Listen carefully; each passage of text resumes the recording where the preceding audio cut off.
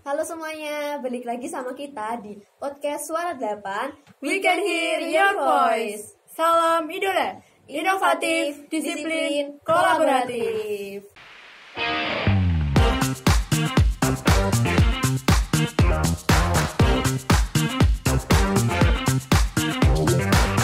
Oh, akhirnya setelah sekian lama ya. Balik lagi bersama aku Naomi Dan aku Tiara di segmen KKS, Keluh Kesah Siswa.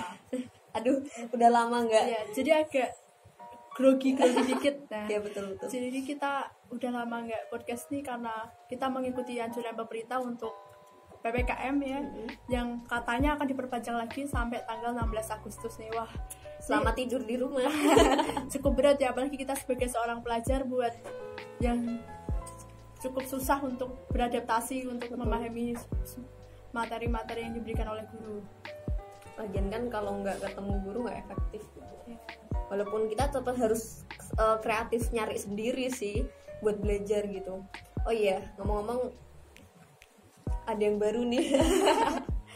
Ini ruangannya cukup Ya setelah sekian lama ya, akhirnya beda gitu. Alhamdulillahnya sih. bisa menyebarkan kebahagiaan. Mungkin teman-teman yang nonton juga bisa merasakan kebahagiaan apa yang kita rasakan. Oke. Terus kita mau bahas apa nih? Oke, jadi kita bakal bahas tentang yang lagi viral deket-deket ini nih. Apaan tuh? Jadi beberapa waktu ini ada yang viral di dunia sosial media. Sampai ke berita juga ya. Ya, sampai diangkat di dunia pertelevisian.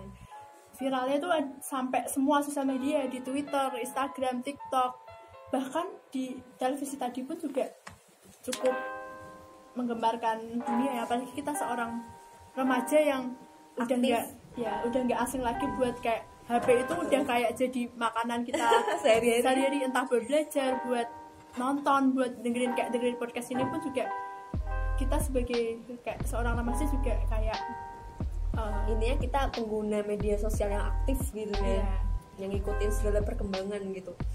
Terus ini sih kita sebut aja kali ya orangnya. Jadi kita bakal mengambil pelajaran dari Zara Adisti. Zara Adisti ini adalah mantan dari personel JKT48. Jadi kenapa tuh Zara? Kenapa sampai bisa viral kayak bisa sampai mungkin menimbulkan pro dan kontra, bahkan sampai ada yang bertengkar atau kayak mungkin bisa menimbulkan pendapat-pendapat negatif, bahkan bisa terjadi bullying atau menghujat secara dan bisa merusak dengan kesehatan mental si Zara sendiri.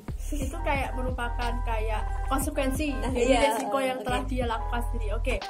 Jadi Zara ini dia itu sama Okin ya? Iya, Okin atau nama aslinya itu Niko Al-Hakim. Jadi kenapa tuh dia itu waktu itu kesebar sebuah video yang memperlihatkan kalau mereka ini lagi melakukan hal yang tidak seharusnya gitu. Okay. Apalagi kan si Zara ini masih seumuran kita nggak sih? Iya, masih 17-18 dan notabene Zara ini adalah sebagai seorang public figure yang dimana harus memberikan contoh yang terbaik untuk para fansnya atau para viewersnya gitu.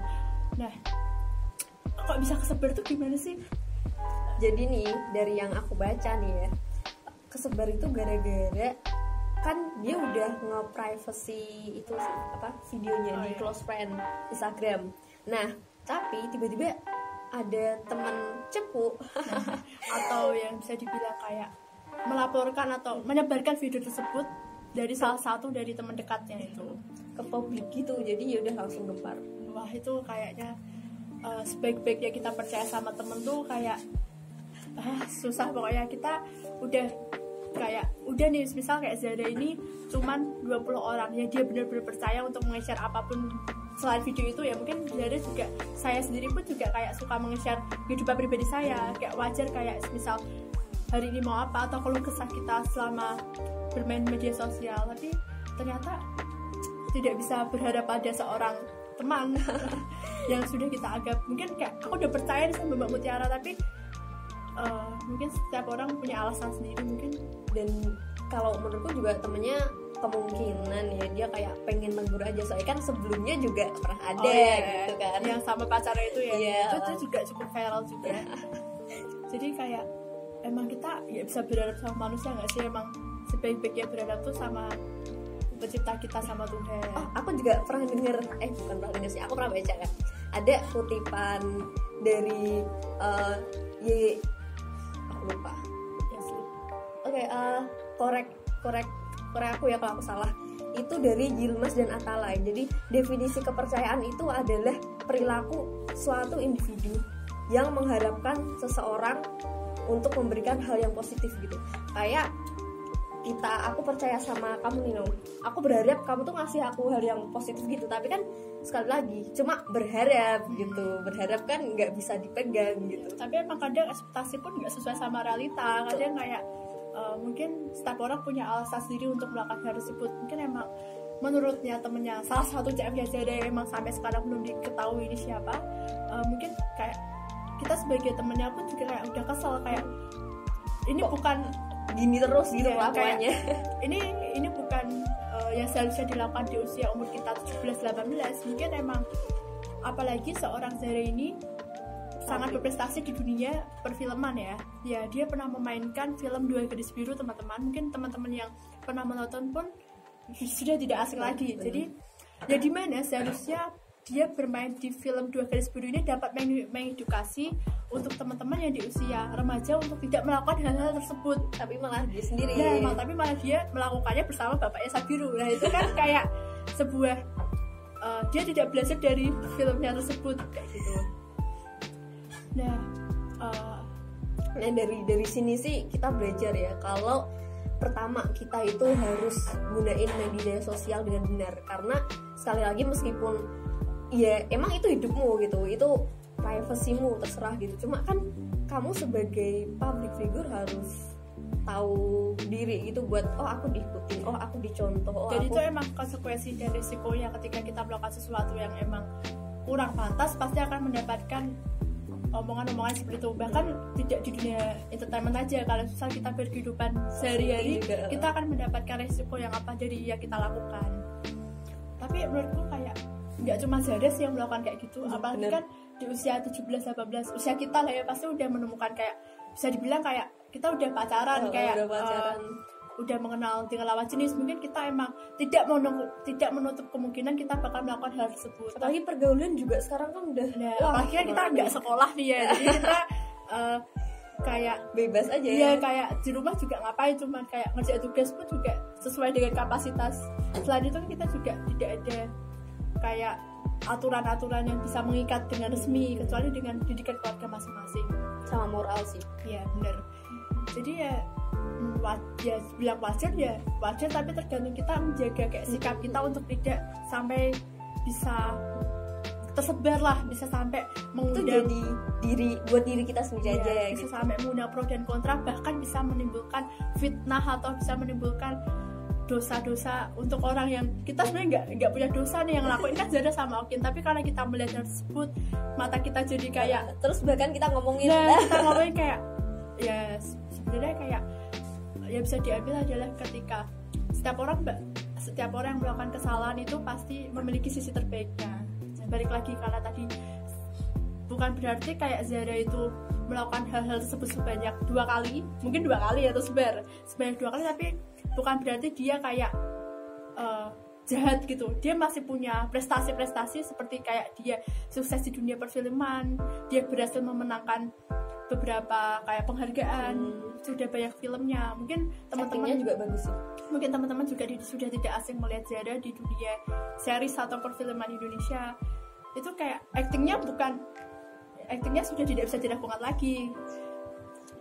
Dan ya kalau menurut aku pribadi juga teman-teman, hal yang viral kalau halnya itu buruk, mending kita diem aja. Maksudnya nggak usah disebar gitu loh, kayak ini ngelakuin ya udah biarin aja gitu.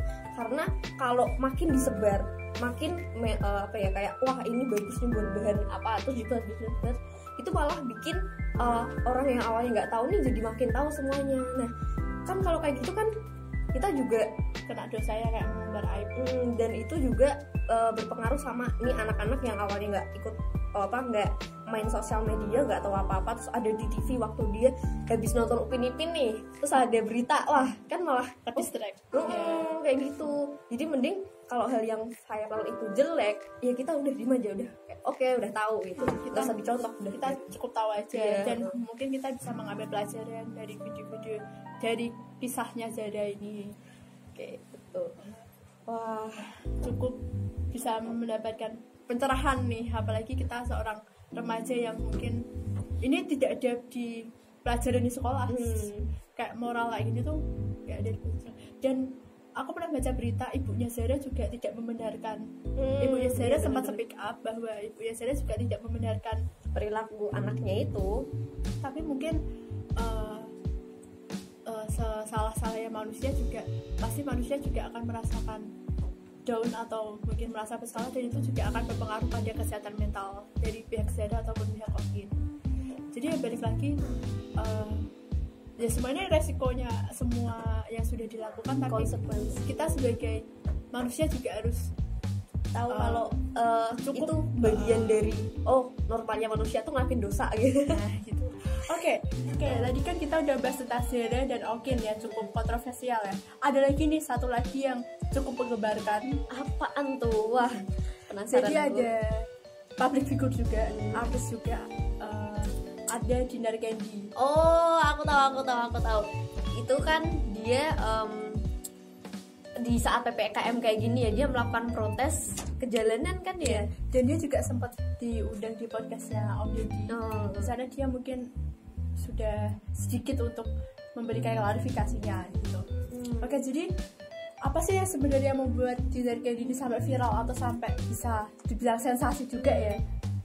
Menurutku sih dia emang niatnya baik sih, kayak mau membantu kita nih yang rakyat kecil untuk bersuara gitu. Kan karena niatnya juga buat protes sama PPKM yang sedang lagi, ini PPKM tuh bener-bener menghambat itu ya, memprihatinkan ya, bener ya, semakin diperpanjang juga sampai tanggal 16 Agustus kayaknya. Jadi kita kayak pekerjaan juga harus terhambat, terus belajarnya kita juga terhambat gitu. Cuma ya kalau masalah belajar kita juga tetap harus mandiri sih, tetap, karena ini kita juga udah zaman teknologi ya teman-teman. Jadi kita harus tetap berusaha buat mencari tahu sendiri gitu. Oke, jadi Dinar Candy ini pada saat protes atau bisa dibilang demo lah ya, turun ke jalanan, tapi aksinya ini tidak biasa. Waduh, apaan tuh? Aksinya ini dia cukup sedikit vulgar ya. Kayak bisa dibilang ini menimbulkan pro dan kontra.